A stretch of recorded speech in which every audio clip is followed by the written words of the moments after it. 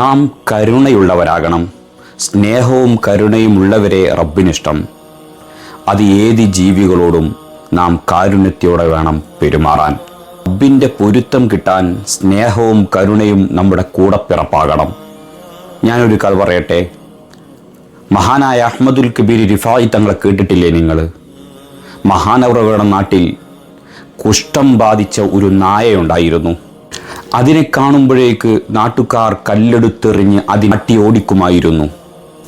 അങ്ങനെ മഹാനവറുകൾ ആ നായയെ ഒരു ദിവസം പിടികൂടി വിജനമായ സ്ഥലത്ത് ഒരു ഷെഡുണ്ടാക്കി അതിനെ കെട്ടിയിട്ടു.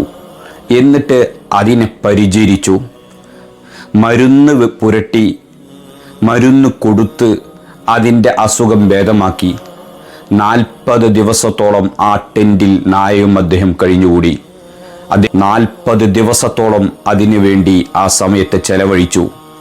40 ദിവസമാകുമ്പോഴേക്ക് ആ നായയുടെ രോഗം പരിപൂർണമായി ശിഫയായി. മഹാനവറുകൾ തിരിച്ചു വീണ്ടും ആ നായയുമായി നാട്ടിലേക്ക് ഇറങ്ങി.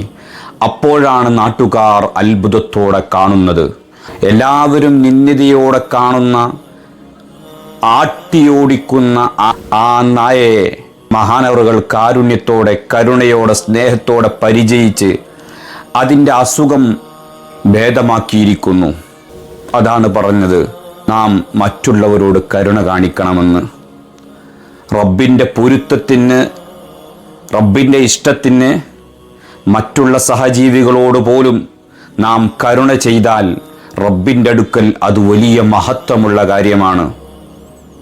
സ്നേഹത്തോടെ സന്തോഷത്തോടെ കരുണയോടെ സഹജീവികളോടും പെരുമാറി നോക്കൂ.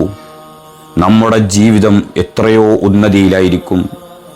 കരുണയുള്ളവരുടെ കൂട്ടത്തിൽ റബ്ബ് നമ്മയും നമുക്ക് വേണ്ടപ്പെട്ടവരെയും ഉൾപ്പെടുത്തി തിരുമാറാവട്ടെ. കരുണയുള്ളവരാകൂ, വിജയികളുടെ കൂട്ടത്തിൽപ്പെടൂ. അള്ളാഹു നമ്മളെ വിജയിപ്പിക്കുമാറാവട്ടെ. ആമീൻ. വീണ്ടും കാണാം. അതുവരെ അസ്സലാമു അലൈക്കും വറഹ്മത്തുള്ളാഹി.